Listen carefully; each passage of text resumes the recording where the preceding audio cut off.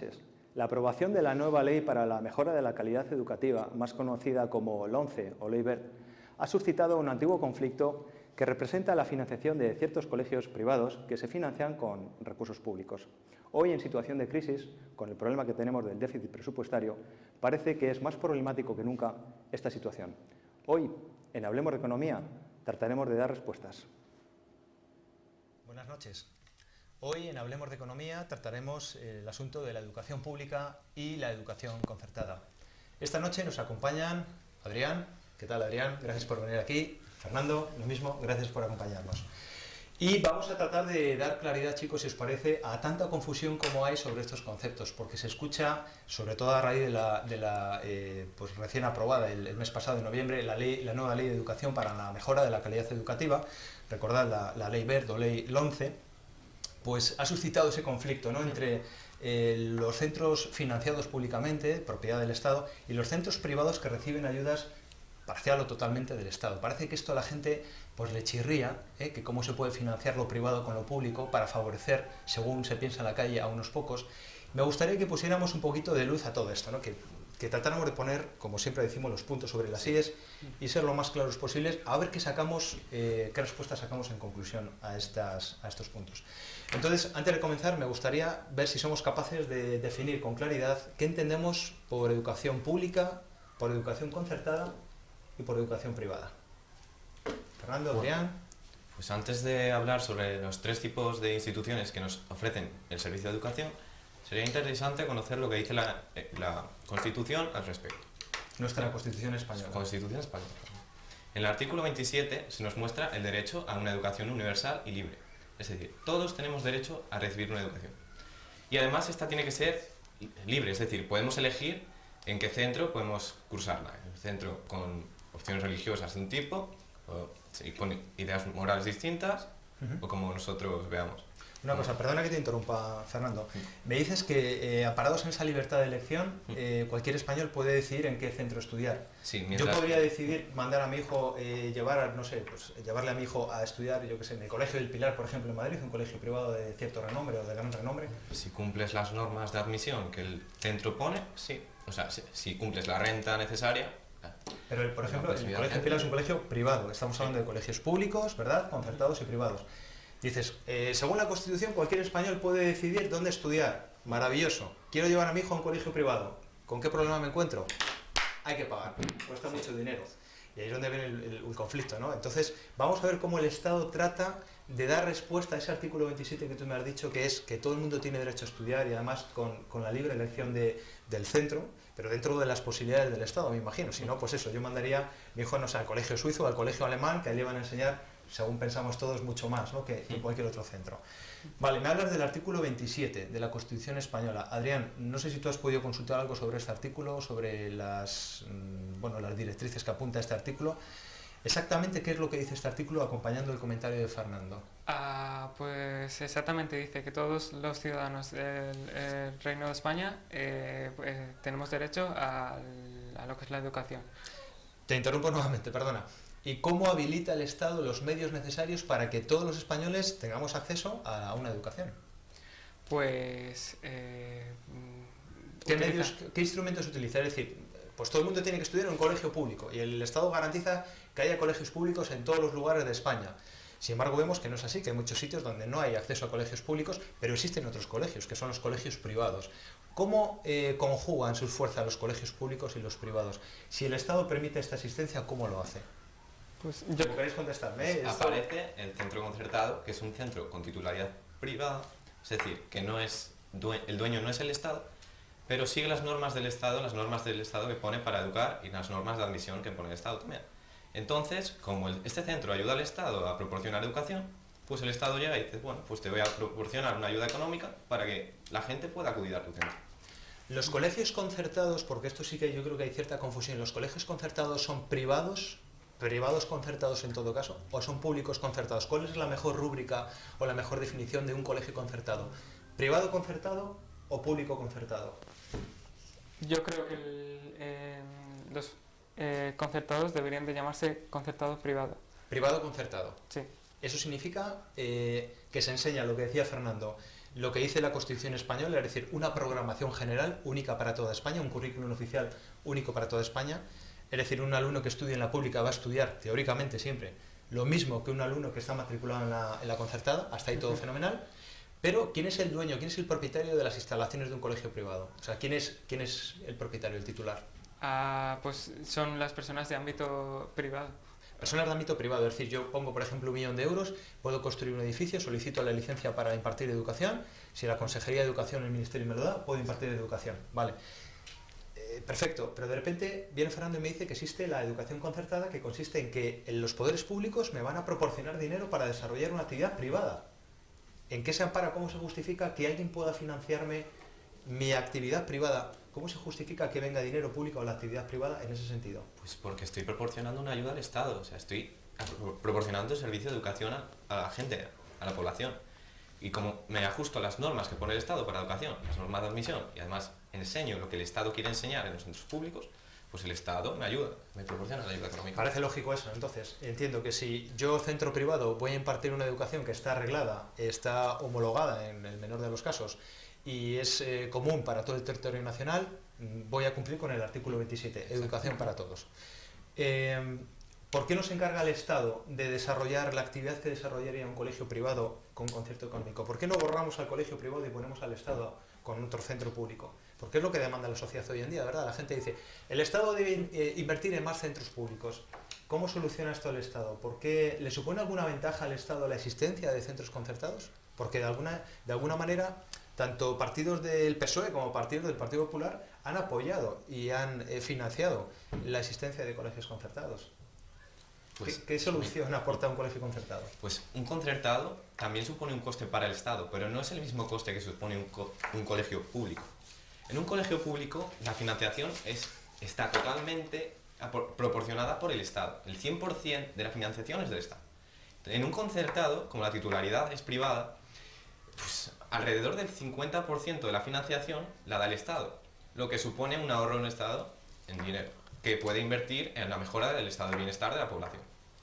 A ver, o sea, me estás diciendo que una plaza, por ejemplo, vuestra plaza, en un centro público, en un centro educativo público, le costaría al Estado más del doble, o el doble, de lo que me ha dicho, de lo que le costaría en un centro concertado. ¿Tenemos datos de eso? Porque en Internet leemos muchas cosas, pero tenemos que ir a la fuente estadística. La fuente estadística en materia de educación tiene que estar necesariamente en el propio MEC, Ministerio de Educación y Ciencia. ¿Tenemos algún dato que avale o que nos aproxime un poquitín a esas cifras, Fernando? Sí, el propio MEC y la CCEC han hecho un informe que muestra los costes totales en educación pública, en educación concertada, el coste medio por cada alumno.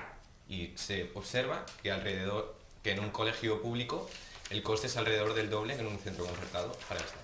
Mira, Fernando, tengo aquí una tabla que me habéis dado, supongo que tiene que ver con eso que me estás diciendo, porque estoy buscando datos aquí, veo aquí, bueno, muchas cosas. Entre ellas veo aquí una columna que dice coste medio por alumno de la enseñanza concertada.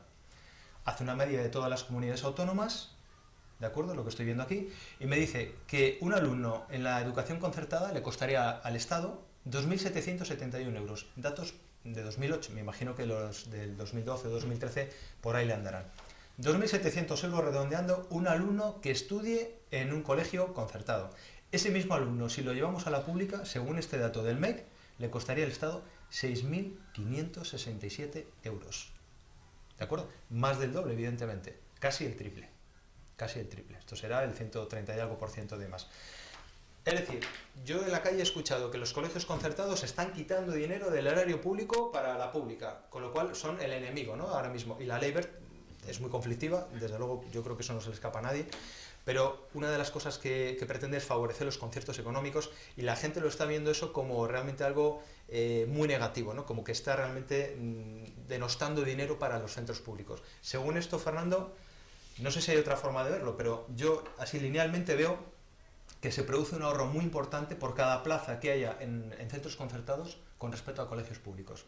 Y me dices, a ver, lo último que has dicho, si me lo puedo repetir, te lo agradecería, que con ese ahorro el Estado, ¿qué puede hacer? El Estado puede mejorar el estado de bienestar de la población, puede invertir en unas mejoras para nuestro modo de vida, algo que nos satisfaga y cumpla, pues por ejemplo, pues, pueda proporcionar mayor longevidad a la población. Pues, podemos invertir en otras cosas que nos interesen, en Es sanidad, decir, por ejemplo. me comentas que con ese ahorro el Estado puede hacer muchas cosas. Por ejemplo, invertir en mejores centros públicos. Es curioso, esto parece una hipocresía, una paradoja, ¿no? Es decir, los centros concertados, que parece que son el enemigo de la pública, en realidad están ahorrando dinero al erario público. Datos del MEC, ¿de acuerdo? Ahorran prácticamente, pues eso, lo que le cuesta un alumno en la pública, en la concertada viene a costar casi 3 veces menos. Es mucho ahorro. Con ese ahorro, ¿el Estado qué puede hacer? Dotar de mejores medios, cualificar mejor a los profesores, exigir nuevos estándares de calidad en colegios públicos. Es decir, invertirlo para la pública. Gracias a los colegios concertados se puede invertir dinero en la pública. Yo creo que con este dato eso queda demostrado. No sé si puede haber otra opinión. No sé si ustedes pueden opinar otras cosas distintas al respecto, pero a la luz de estos resultados creo que es una lectura que se puede hacer perfectamente. Y si no es en la educación pública, ese dinero podría revertir, como bien dices, al resto del estado del bienestar. Un estado del bienestar que, como sabéis, pues está siendo amargamente recortado. Me decís que en un colegio concertado la titularidad es privada, el dueño es lógicamente una entidad privada. Hablemos de uno de los grandes protagonistas de la docencia, tanto en la pública como en la privada, el profesor. ¿Hay alguna diferencia entre el profesor en la pública y el profesor en la concertada? Lo digo porque, por alguna razón que quizás me podéis responder ahora, la mayoría de las familias desean llevar a sus hijos a colegios, si pudieran privados, pues privados, y si existirá algo a caballo entre lo privado y lo público, que parece ser lo concertado, pues a un concertado. Pero parece en cualquier caso que la educación pública es la tercera opción, ¿no? Como que, bueno, le llevo porque no tengo más remedio y porque no tengo acceso a otras posibilidades. ¿Hay alguna explicación sobre las instalaciones, sobre el profesorado? ¿Habéis leído algún dato, habéis manejado alguna información de la cual se pueda sacar alguna conclusión? Sí, como hemos dicho antes, según la Constitución, cada profesor se debe regir a las normas establecidas. Sí, que todos los profesores tienen que cumplir con un currículo oficial. Nadie puede enseñar lo que le dé la gana, sino que enseñamos lo que nos dicta el Ministerio y las consejerías de Educación y Ciencia. Muy bien. Sí, pero eso varía según sea una escuela pública o sea una escuela concertada o privada. Porque en la escuela pública lo que pasa es que los profesores son del estatuto público, entonces eso quiere decir que son funcionarios del Estado. ¿Existe algún problema con los funcionarios? Porque la gente en la calle es verdad que, joder, es que ojalá fuéramos todos funcionarios. Parece que ¿qué es ser funcionario? ¿Qué ventajas tiene ser funcionario? ¿Vosotros percibís alguna ventaja? ¿Sabéis lo que es? ¿O? Sí, Yo creo que ventajas pocas. Hombre, yo en principio diría que funcionario parece que lo asemejamos todo a trabajo para toda la vida, ¿no? Soy funcionario, pertenezco al estatuto público, no me pueden echar. Esa es la una gran principal ventaja, imagen, evidentemente, ¿no? Y un profesor que, como cualquier empleado que trabaja en una empresa privada, tengo que ser productivo, el resultado de mi trabajo tiene que ser el más alto posible, tengo que cumplir los estándares de calidad, porque de mí depende, de mi trabajo depende, pues la continuidad precisamente de mi propio trabajo. Es decir, del resultado de mi trabajo depende que yo siga o no siga.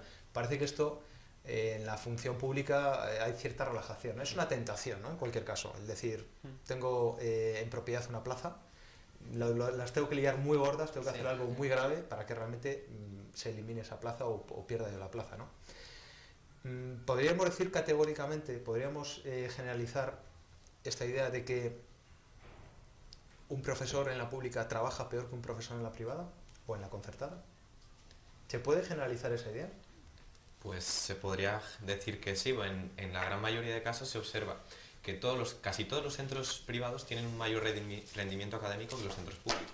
O sea, esto es una clara visión de lo que está ocurriendo. También hay datos de eso. Hay datos, en internet se puede consultar en vuestras casas si queréis, estos mismos datos. O sea, que parece que hay una estadística que avala un poco esa idea de decir, bueno, yo creo que no se puede generalizar y no se debe generalizar, sinceramente, porque todos conocemos grandísimos profesionales en lo público, en la gestión de lo público, y nefastos profesionales en lo privado. La única diferencia es que en lo privado hay una auditoría externa que es precisamente la sostenibilidad de un puesto de trabajo. Si usted no es eficiente, su trabajo desde luego no es rentable y usted pues tiene que abandonar su puesto de trabajo. En la pública parece que como es gratis, como el dinero viene siempre del erario público, parece que nunca se acaba y no hay esta tensión, ¿no? Profesional. Pero creo que en cualquier caso sería un grave error por nuestra parte generalizar. Pero sí creo, y a la luz también de datos del MEC, que hay una cierta generalización, ¿no? Que apoya esta teoría de que el profesional de lo público tiende a relajarse más que el profesional de lo privado. ¿de acuerdo? Y no debería ser así. Entonces creo que quizás los centros públicos deberían de idear, establecer parámetros, ¿verdad? Controles de autoexigencia para controlar un poquitín el rendimiento, el output de sus profesores, de sus centros. Adrián, ¿creéis que es esta una de las razones por las cuales las familias genéricamente preferirían llevar a sus hijos a colegios privados o concertados? Privados si tuvieran dinero y concertados en el caso de que tuvieran acceso a ellos. ¿Creéis que es una de las razones, los resultados académicos, la mayor exigencia del profesorado privado? Sí, considero que el profesorado que es uno de los factores más importantes respecto a la pública y a la privada, también puede ser la falta de conocimiento que se tiene respecto a la pública y a Sí, de la confusión de conceptos, ¿no? Sí, porque generalmente la concertada al tener fondos también del público. Sí, pues entonces tiene mejores instituciones, tiene... Yo creo que hay un poco esa idea, ¿no? Es decir, tenemos un centro privado, una empresa privada que gana dinero con la educación y encima recibe dinero público. Esto es un pecado del sistema. Sin embargo, Fernando, con los datos que me habéis puesto aquí encima de la mesa, me gustaría que eso quedara muy claro, que los colegios concertados, siendo privados, evidentemente reciben esa ayuda y solo con ese dinero y sus propios medios sacan adelante a un alumno. Es decir, ayudan al Estado a cumplir con su responsabilidad del artículo 27. Todo el mundo en este país tiene que tener educación, al menos no universitaria, es decir, educación básica para todo el mundo. Y ahorran mucho dinero. Y con ese ahorro podríamos fortalecer el estado del bienestar. Eso sí que me ha gustado y me gustaría que quedara claro para todos nosotros. Me habéis hablado también de los profesionales, que puede haber ciertas diferencias entre el profesional privado y el público precisamente por la relajación que puede existir en una plaza de tipo público por las condiciones, ¿no?, que representan el estatuto público. Muy bien. ¿Cuáles son los criterios, Fernando, para entrar en un colegio concertado? Porque también creo que en la calle hay, no sé si confusión o falta de información, pero la gente piensa que entrar en un colegio concertado es como entrar a un establecimiento privado donde hay derecho de admisión, donde te dicen tú sí, tú no. Usted pasa la nota, usted no pasa la nota, le rechaza, usted es más alto, usted es más bajo. ¿Somos selectivos en los colegios concertados? No, el colegio concertado tiende más a ser tú entras, tú también, puesto que se rige por las mismas normas para entrar al colegio que el centro público. Es decir, el tipo de renta familiar, o sea, cuanta menos renta tenga tu familia, tienes más puntos a la hora de entrar al centro. Esto se da al contrario en los centros privados, cuanta más renta tiene tu familia, más puntos tiene. Eso es totalmente normal, puesto que uno recibe la ayuda del Estado y otro no. Uno es para gente con menos renta y otro es para gente más adinerada. O sea, me está diciendo, Fernando, que en los centros privados es lógico entra el que más dinero tiene. Sí. Cuanto más dinero tengan esas familias y mejor sea el perfil académico de un alumno, pues más interesa a un centro privado. Porque un centro privado es una empresa privada y su producto es precisamente el expediente académico. Cuanto más recursos tenga una familia que vaya a entrar a un centro privado y mejor sea su hijo, más brillante sea, mejor será el output de mi empresa. Más resultados podré vender yo a la sociedad. Oiga, mi centro privado es el que ha colocado a los actuales ejecutivos de las multinacionales más importantes del mundo, mi centro privado es el que da mejor educación, es el más valorado y por eso cobra al mes pues 600 euros por cabeza. Pero estamos hablando de educación privada. Yo creo que con la educación privada nadie debería tener problemas, ¿no? Es decir, cada uno con su dinero, que haga lo que quiera. El problema está en dinero público en un centro privado. Y quiero volver a ahondar un poquitín en esa explicación por si no hubiera quedado suficientemente clara. ¿Yo tengo los mismos derechos a entrar en un centro público que en un centro concertado? Pues, ¿tengo los mismos requisitos? ¿Os sí, consta que es así? En el público y en el concertado los requisitos de entrada son exactamente los mismos. Es que me has hablado, fíjate, de varios criterios que recuerdo ahora mismo. Me has hablado del criterio de renta, del criterio de residencia. Residencia, proximidad al centro, proximidad al trabajo. Puede que yo viva muy lejos del centro, pero yo trabaje muy cerca. Entonces, eso me suma puntos. Pues cuando llevo a mi hijo, cuando yo voy a trabajar, puedo llevar a mi hijo al centro y eso... Sí, por ejemplo, estamos en el Sardinero. Sí. Tú imagínate que vives en Bezana, Santa Cruz de Bezana. Estamos hablando de Santander y alrededor de Santa Cruz de Bezana. Quizás por proximidad, por distrito municipal, no te correspondería venir a este colegio. Tendrías que coger, pues a lo mejor uno público que hay allí y no podrías venir al que quieres, a lo mejor, pues porque en este colegio se enseñan determinadas cosas que a ti te interesa para tus hijos. Pero tú trabajas, por ejemplo, de médico aquí en el centro de salud. el hecho de que haya proximidad al centro de salud te permitiría optar a este centro. Exacto. Y los públicos funcionan igual. Me decís, ¿no? Es así como funcionan. Es que yo creo que hay cierta confusión al respecto, ¿no? Parece que es que fulanito va al concertado porque le han enchufado, porque tiene dinero su padre. Y no es así. ¿En un colegio concertado pueden estudiar gitanos? Sí, perfectamente. cumple Pero con sin eso. miedo, ¿sí o no? Perfectamente. Sí. ¿Pueden estudiar extranjeros? Por supuesto. ¿Tienen que ser ricos? No. No.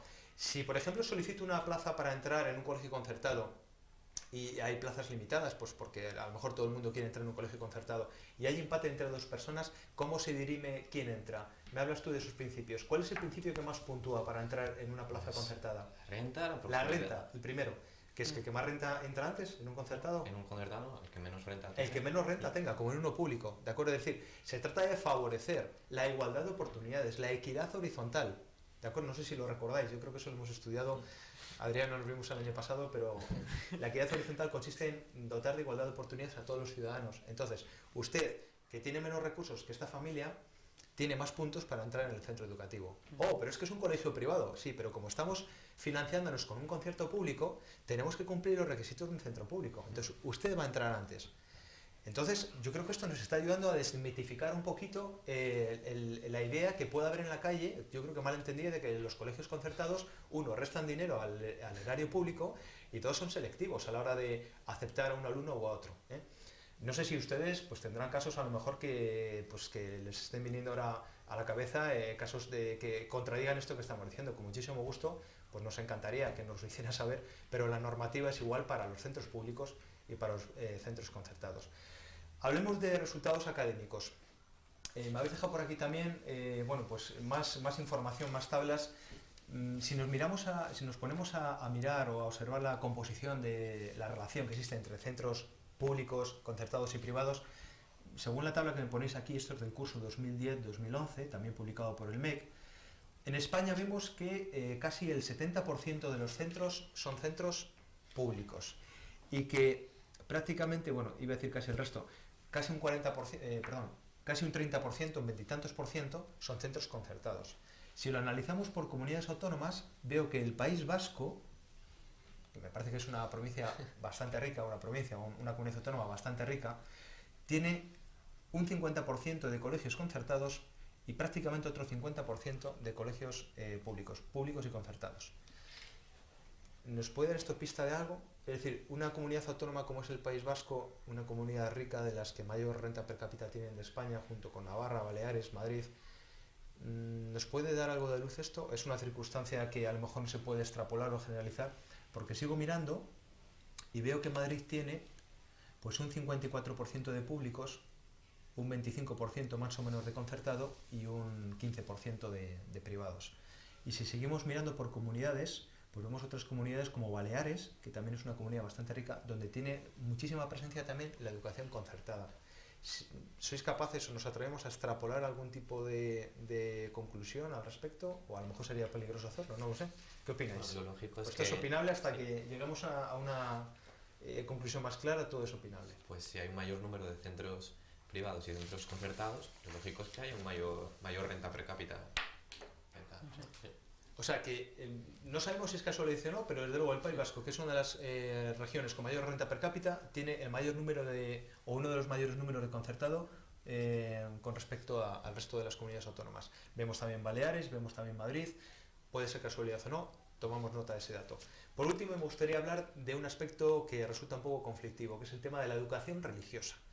La mayoría de estos centros pertenecen a la Iglesia, ¿de acuerdo? Es una realidad. Y la Iglesia, que es cristiana católica en España, mayoritariamente, pues lógicamente imparte pues, la fe católica. A mucha gente le chirría esto, que con dinero público se esté financiando doctrina católica. ¿Cómo metemos esto en el bote? ¿Qué podéis decir? Bueno, la mayoría de la población española es católica, pues, y como el Estado gobierna para la mayoría, pues porque vivimos en una democracia, pues esto justifica lo que se ocurre. Adrián, ¿estás de acuerdo en eso? Es decir, el gobierno tiene que representar, los poderes públicos tienen que representar mayorías y minorías, pero cuando los recursos son escasos, primero hay que representar a las mayorías. Si mayoritariamente en España, no sé si tienes algún dato, ¿qué porcentaje de católicos hay en España? ¿Manejáis? No, ¿Tenemos por ahí algún dato? ¿El CIS, por ejemplo? sí, 71, 72%, aquí está. 71%. El 71% de los españoles, al menos de las personas que lo han declarado, se declaran, al menos por bautismo, como católicos. Si damos cumplimiento al artículo 27 de que hay libertad de elección para elegir el centro, el Estado tiene que atender esta mayoría, no la puede omitir. Sería una falta de responsabilidad muy grande, ¿de acuerdo? ¿Os identificáis vosotros con esta idea de que el Estado financie centros donde se desarrolle una ideología cristiana, por ejemplo, o cristiana católica? ¿Eso cumple con la libertad de elección? Porque tú me has hablado de libertad de elección. ¿El del Estado tiene la obligación de amparar también la existencia de esos centros? ¿Qué opináis? Yo considero que sí. Que sí. Que sí. Sí, pero sin pelos en la lengua además. Sí. No, también depende del porcentaje que haya de otras religiones, pues debería Hombre, haber lo ideal sería evidentemente que el Estado pudiera financiar centros que atendieran cristianismo, catolicismo, que atendiera islamismo, hinduismo, budismo, es decir, laicismo, todo tipo de colegios, de ideologías, ¿no? En este sentido. Pero claro, cuando los recursos son escasos, el Estado puede permitir, como tú decías, Fernando, pues que existan centros privados, que en este caso son religiosos, que desarrollen una oferta educativa, siempre y cuando respeten los derechos y deberes fundamentales del título primero de la Constitución. No tenemos nada que protestar. Se ajustan al reglamento y al currículum oficial de educación, perfecto, no hay nada que protestar. Y encima nos cuesta menos dinero, chapó, ningún problema, ¿de acuerdo? Yo también opino de esa forma. No obstante, comprendo, ¿no?, que haya pues este conflicto. ¿Opináis que quizás se debería de retocar un poquito esta asignatura y hablar a lo mejor de, no sé si de historia de las religiones o suavizar un poquito? No lo sé, porque claro, pensad que estamos metiendo, la ley Wert, por ejemplo, pone la religión como asignatura que computa para la media. Hay mucha gente, aunque tenemos un 71% de manifestantes católicos, pero también dentro de esos católicos hay muchos pues que no son practicantes o incluso que también aprueban el que no se enseñe religión y que no compute por la libertad de religión que precisamente tiene que haber en el Estado español. Es un poco, igual daría para otro debate, ¿no?, este tema. Bueno, chicos, se nos va el tiempo, tenemos que ir concluyendo. Me gustaría que quedara como idea muy clara de este debate que los colegios concertados no solo no restan dinero a lo público, sino que además son una magnífica oportunidad para generar ahorro al erario público que puede revertir en el estado del bienestar.